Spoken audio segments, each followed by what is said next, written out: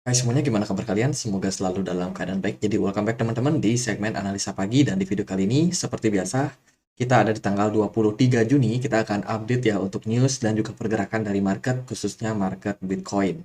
Teman-teman, Bitcoin so far masih cukup bagus pergerakannya, bertahan di kisaran 30 ribuan ya. Ini didukung oleh beberapa sentimen dari market. Kemarin itu dari kalender ekonomi kita ada beberapa news yang cukup penting. Salah satunya ada speech dari beberapa member FOMC. Ya, kemarin itu ada dari Mester, terus juga ada dari Jerome Powell juga. Kemudian ya yang lain itu ada dari Bowman, teman-teman, yang melakukan speech dan juga memberikan testimoninya.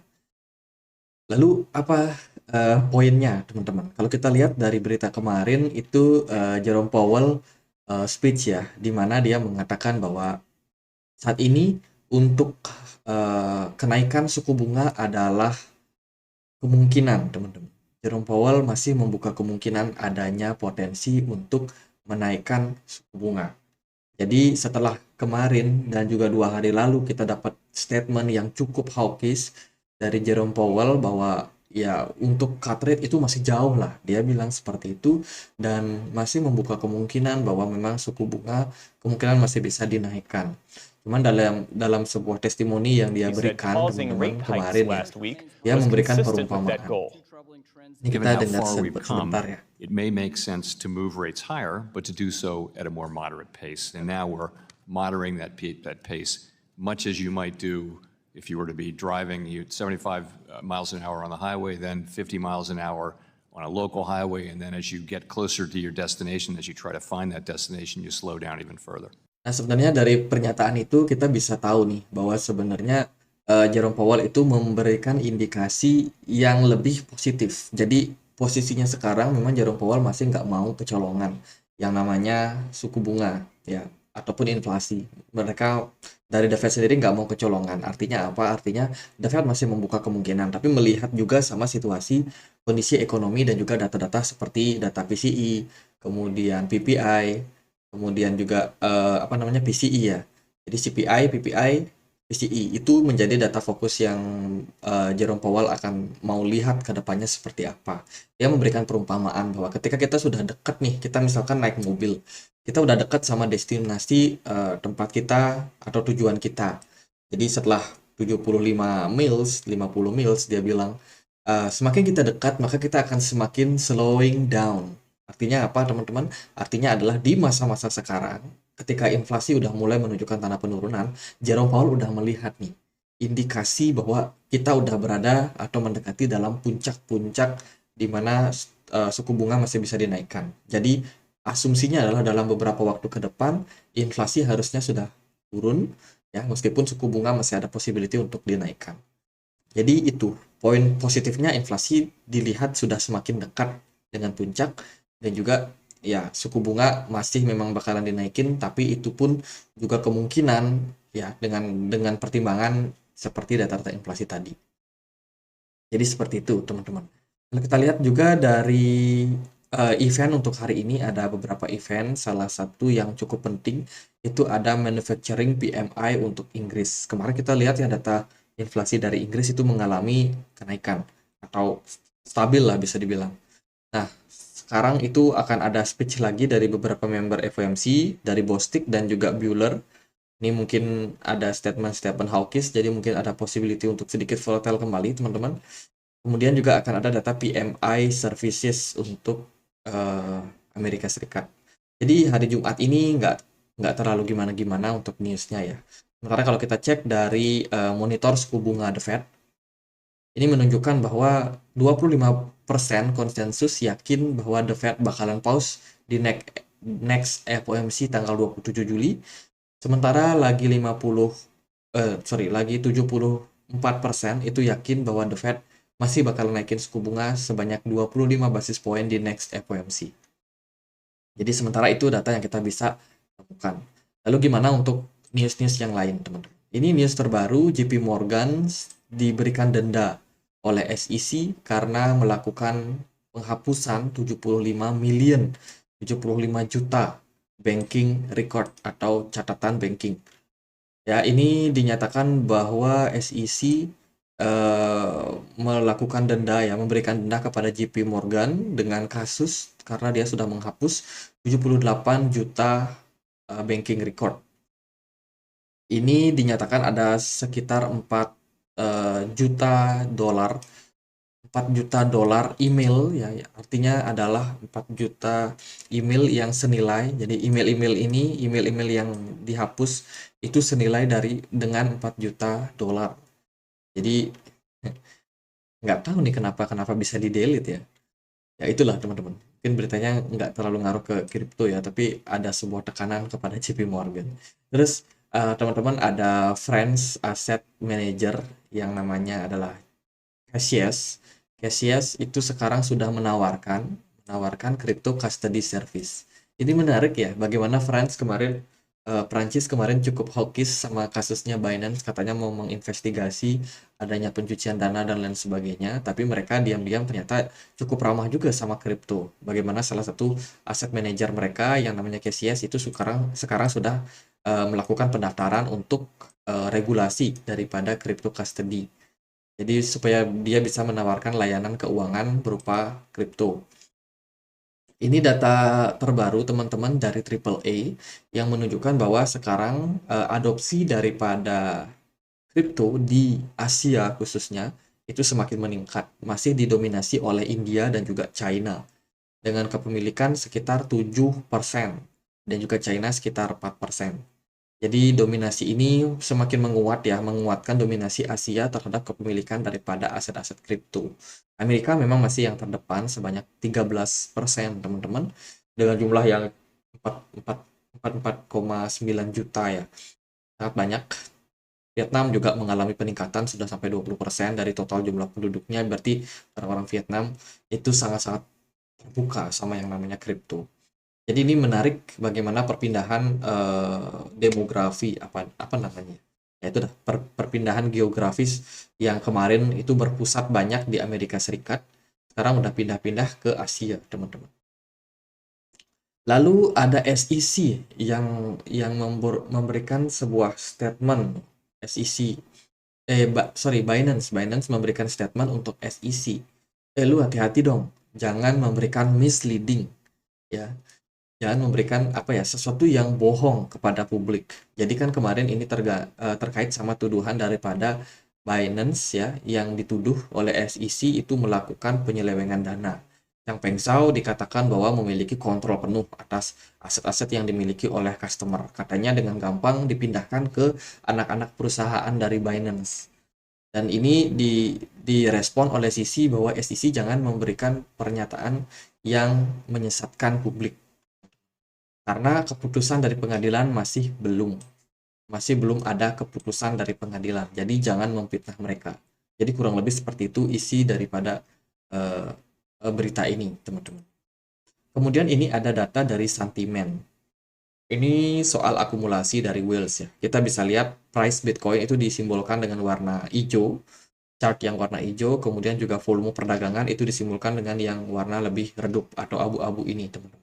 Kalau kita lihat dari perdagangan atau dari chart ini menunjukkan bahwa saat ini posisi pergerakan Bitcoin memang cenderung melambung ya, disebabkan karena peningkatan volume. Dan di video kemarin juga kalau teman-teman ikutin analisa kita di tanggal 22 Juni kemarin, teman-teman, itu kita sudah bahas bahwa kenaikan pada Bitcoin itu bukanlah fake out, bukanlah sebuah manipulasi, bukanlah sebuah apa ya, bull trap. Itu murni pasar karena memang tingkat adopsi daripada kripto itu banyak yang masuk ketika BlackRock udah mulai masuk, kemudian Invesco dan juga Wisdom Tree Capital itu adalah perusahaan hedge fund semua yang sekarang sudah mulai menawarkan Bitcoin ETF. BlackRock bahkan terlihat di sini sudah masuk sejak Juni. Ya sekitar, oh bukan Juni, tapi Januari teman-teman. 15 Januari BlackRock sudah diam-diam melakukan akumulasi terhadap Bitcoin. Memang waktu itu harganya sudah mulai naik ya. Kemudian baru di bulan Juni dia baru memberikan statement bahwa mereka akan meluncurkan ETF Bitcoin. Jadi diam-diam sebelumnya BlackRock udah serok barang.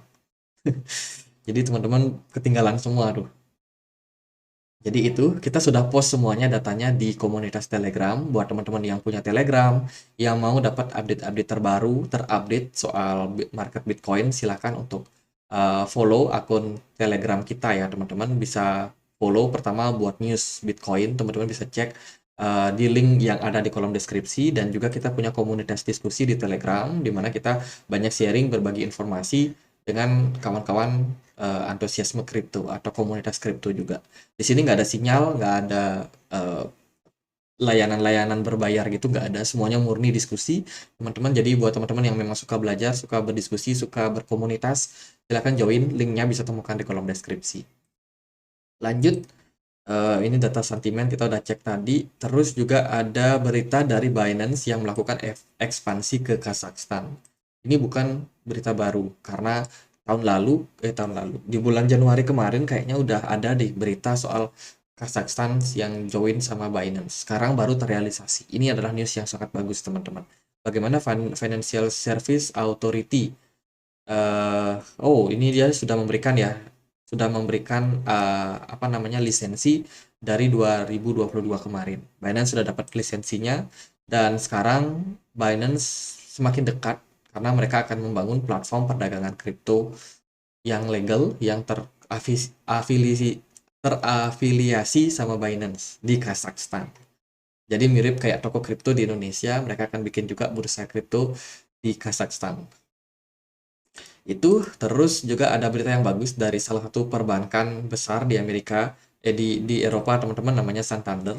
Dan juga ada perbankan dari kredit agricole ya. Ini salah satu aset manajemen dan juga perbankan yang dimiliki oleh France yang sekarang sudah menawarkan ataupun mengajukan yang namanya kripto regulasi.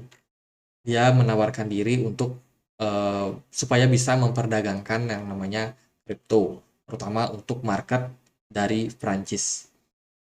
Menarik lagi, adopsi makin besar pada cryptocurrency. Nah, sekarang tiba waktunya kita bahas untuk technical analysis Bitcoin. Teman-teman, ini aku sedikit review aja ya. Pergerakan Bitcoin kemarin udah finally create yang namanya wave C setelah ABC corrective pattern sudah clear terbentuk, dan kebetulan level wave 2 kalau kita lihat dari impulsive wave dari Elliott wave theory sudah terbentuk juga. Kita memang sudah consider bahwa level 25.000 itu merupakan level yang sangat penting menjadi level pantulan untuk Bitcoin karena tepat di sana ada golden ratio 61,8 dari Fibonacci retracement. Kebetulan juga level itu adalah level strong resistance atau key resistance yang terbentuk dari pola ini ya. Ini pola inverse head and shoulders, dan so far sudah menyentuh level tersebut, dan sekarang arah Bitcoin adalah kembali grow, teman-teman. Untuk target jangka pendek, saya expect dia bisa capai level 30.000, dan so far sudah terrealisasi. Tapi dengan melihat kenaikan Bitcoin yang terjadi kemarin, ini sepertinya ada possibility lagi buat Bitcoin bila mana dia berhasil menembus resistance di range 30,7 ribu ini, atau mungkin di 31.000, maka possibility-nya Bitcoin bisa aja menguji level 36.800 atau di 37.000 something. Itu adalah target bila mana area resistance di 30.000, 31.000 ini berhasil di breakout. Menarik ya, Bitcoin tiba-tiba rally sangat signifikan. Oke, itu kita lihat dari big picture-nya teman-teman. Sementara kalau kita lihat dari time frame 4 jam, ini Bitcoin udah mulai struggling, udah mulai kayak terhambat ketika dia mencapai level 30 ribuan ya. Ketika dia berada di level ini, pergerakan Bitcoin cenderung sideways dengan volume smart money yang masih in the market, which is artinya adalah smart money masih cukup antusias dengan posisi Bitcoin saat ini. Volume perdagangan Bitcoin juga sangat bagus.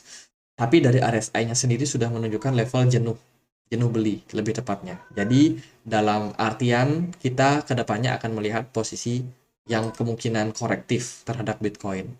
Korektif dalam artian ada dua kemungkinan. Yang pertama adalah terjadinya penurunan. Yang kedua ada kemungkinan korektifnya bersifat sideways atau ABC corrective flat pattern. Itu mungkin saja terjadi pada Bitcoin. Tapi so far kalau kita melihat dari kenaikan kemarin, kita udah menemukan sebuah higher high baru, teman-teman. Nah, sekarang asumsi saya adalah kalaupun level 30.800 ini merupakan level peak dari Bitcoin dari kenaikannya, maka kita bisa mendapatkan asumsi kembali kemana Bitcoin bakalan koreksi. Untuk targetnya, target terendah, at least Bitcoin bisa koreksi sampai 27.800. Kalau dia koreksi wajar, ya at least dia bisa mantul di 28.500. Jadi mencari yang namanya Fibo 61,8 atau 50%-nya. Jadi ekspektasinya adalah koreksi ke area-area ini atau ke sini paling jelek. Tepatnya di sana juga ada level strong resistance juga ya di area tersebut. Jadi kita bisa asumsikan bahwa area-area tersebut berpeluang untuk dituju untuk Bitcoin kalau mana dia membuat fase koreksi yang agak dalam. Tapi ada kemungkinan juga Bitcoin ini hanya sideways aja nih, bertahan di area sekarang. Mungkin dia tektokan ke 29.000, balik lagi ke 30.000. Itu juga ada possibility untuk saat ini. Sementara itu sekarang hari Jumat, kemungkinan market juga udah mulai meredup, ya kan? Banyak yang taking profit karena besok udah weekend, mereka liburan, mereka tenang, wih kita udah profit cuan. Teman-teman, pergerakan Bitcoin saat ini gambaran umumnya ya, masih dalam posisi strong bullish. Jadi kalau teman-teman ada yang trading pasang short, itu pastiin apa namanya stop loss, hati-hati. Meskipun sekarang kita masuk dalam fase korektif, tapi sebenarnya nggak aman buat nge-short. Itu sih teman-teman yang teman-teman bisa pertimbangkan. Kemudian dari pergerakan indeks dolar kemarin ada sedikit pantulan lagi teman-teman. Indeks dolarnya ada kecenderungan membuat posisi double bottom ya. Jadi kita harus hati-hati sih sama posisi ini. Kemudian RSI-nya juga di sini kelihatan agak meningkat. Jadi meningkatkan possibility buat indeks dolar kembali menguat. Takutnya sih aset-aset yang lain ini gold sudah semakin tertekan. Kemudian S&P 500 kemarin agak sedikit bertahan ya teman-teman. Takutnya Bitcoin juga mendapatkan pressure lagi nih. Jadi dari indeks dolar sendiri menunjukkan indikasi penguatan jangka pendek. Itu yang bisa teman-teman pertimbangkan. Sementara dari BTC Dominance kemarin sempat drop, tapi so far dia udah rebound kembali. Kita expect BTC Dominance-nya kembali turun supaya altcoin pada kebagian jatah buat naik. Karena di perdagangan kemarin itu so far udah sangat bagus ya. Dari posisi Ethereum sempat menguat meskipun sekarang udah dapat pricing lagi. Yang paling fantastis sih aku perhatikan adalah Conflux. Conflux itu naik lumayan signifikan. Kaspa juga ini salah satu koin yang saya pantau ya. Kaspa ini menurut saya bagus. Terus juga ada PP Coin yang saya nggak expect sebenarnya dia mengalami kenaikan yang tinggi, tapi ternyata banyak smart money yang udah masuk ke PP. Udah harus hati-hati nih yang udah cuan ya jangan lupa bersyukur. Terus juga ada Shiba Inu lumayan signifikan. Meme coin kemarin rata-rata pada naik ya. Ya itu aja deh pembahasan buat Bitcoin. So far kesimpulannya adalah good news Bitcoin dalam posisi strong bullish, tapi harus perhatikan level-level sekarang ini rawan aksi taking profit. Jadi mungkin akan ada fase korektif dulu buat jangka pendek. Itu aja teman-teman, jangan lupa bersyukur. Ya, kalau teman-teman suka kontennya, jangan lupa untuk beri dukungan untuk channel ini. Caranya gampang banget dengan klik like, komen, dan juga subscribe. Kita juga ada komunitas diskusi di Telegram buat yang mau join. Silahkan cek linknya di kolom deskripsi. Sekian aja teman-teman, akhir kata saya Andri. Makasih.